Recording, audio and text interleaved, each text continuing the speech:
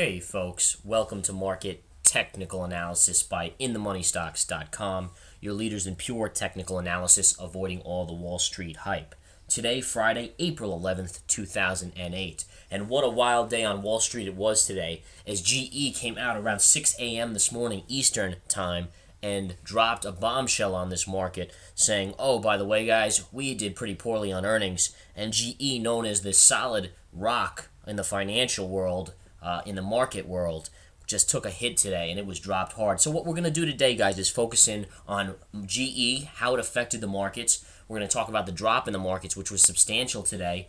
And then we're going to look at the daily and the intraday charts and discuss how this sets us up for this rally that we're expecting, whether or not it's next week into Options X, and we'll see if it looks like it's going to come to fruition. As of now, the setup in the chart, this was a pretty ugly sell day, but any way you cut it, we're seeing actually a head and shoulders possible formation on the chart, and that could be leading us to think that even more strongly that we're setting up for a rally, as the psychological level today was adjusted to the bear side, which is exactly what you're going to want to see going into a rally condition. The rally we are seeing, if it does come to fruition, could be one of the biggest rallies over the last couple months we've seen. You think these little moves up that we've seen over the last 2 months or whatnot have been big. This next one could be a monster one as the market gets another relief out of this market, and the Fed and the government and all these other institutions, especially the financials, which is really the big worry.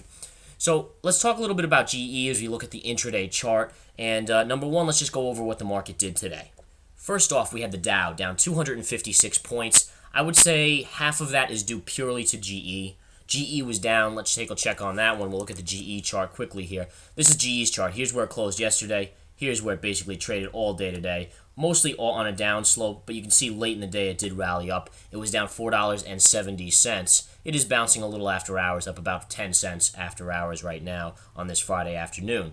In any case, that was mostly, remember, the Dow is made up of 30 stocks, and that's it. So you have one down, a large percentage like GE, it's going to take the Dow down huge.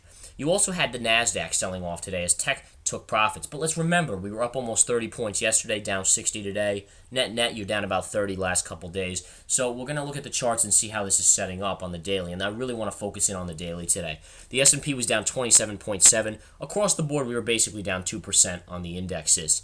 Now, today on the market, and let's look at the intraday ES chart to get a better sense of the intraday moves. You can see, look at this candle right here. This is GE. Boom, right here. All right, all GE. Little after 6 o'clock, they came out. They said basically our financial portion of the company took the biggest hit. That's really why the main losses were done. A lot of their other areas were okay, although there were some losses in other areas. But they all had to do with industrial or financial, whether it was the banking side, the brokerage side, so forth. All that financial, GE Financial. Those of you guys that know about that, I really don't want to get in depth. Now, the funny thing is, I happened to be thinking about it today, and I almost chuckled to myself. How could I not have seen this? GE Financial, you hear about it all the time. Why would they be immune to all this? When you got Bear Stearns, when you got Goldman Sachs, when you got Merrill Lynch and Lehman all taking huge hits, why wouldn't GE take a hit? So let's go back to GE's daily.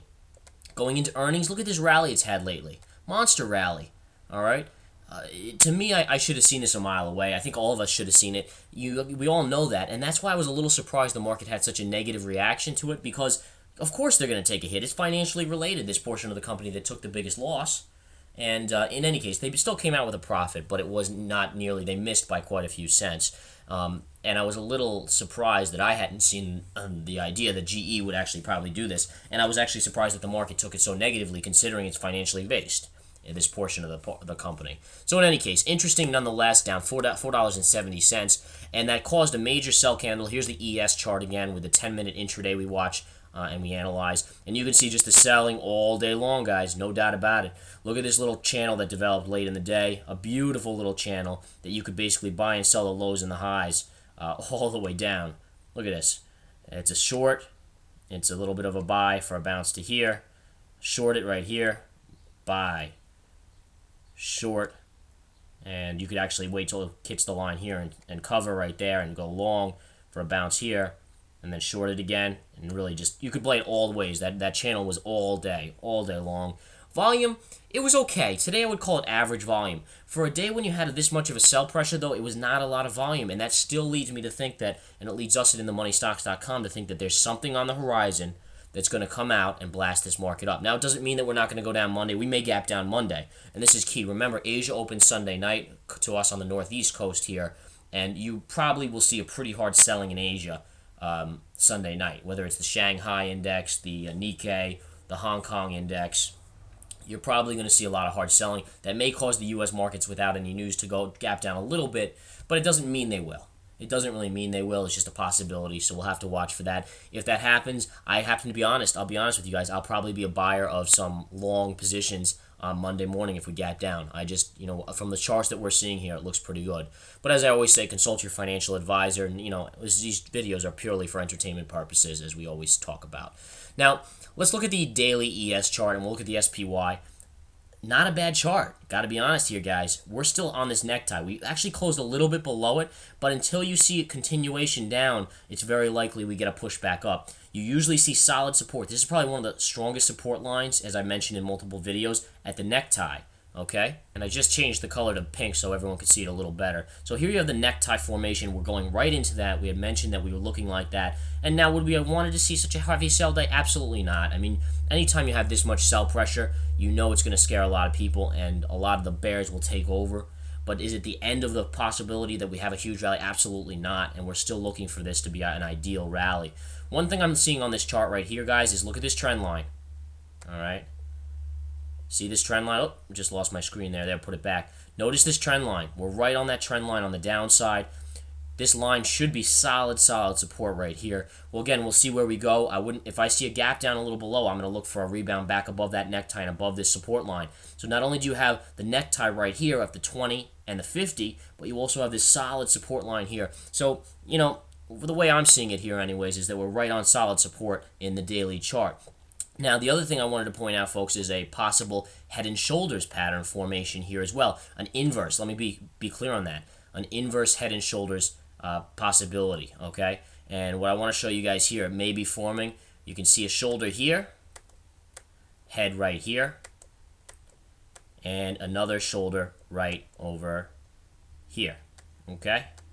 Now, if this is going to form right here, and it's in the process of forming, when this finally does break and we can draw the trend line right across here, all right, look at the monster move you're going to get out of this line. You have a right here drawn trend line.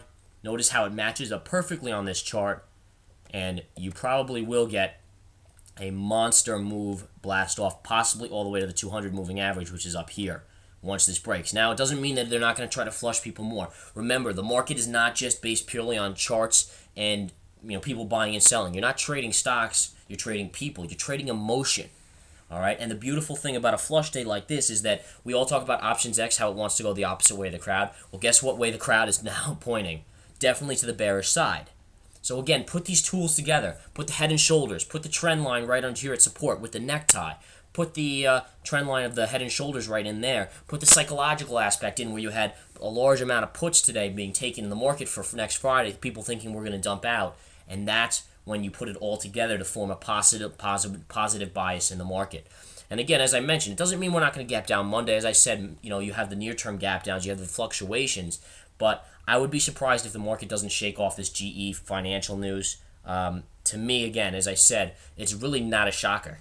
How is it a shocker that a financial institution in this day and age, with what's going on there, took some losses?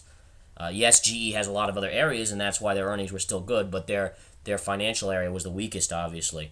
So to me, it's almost a no-brainer. I'm surprised, as I mentioned, the market took it that negatively.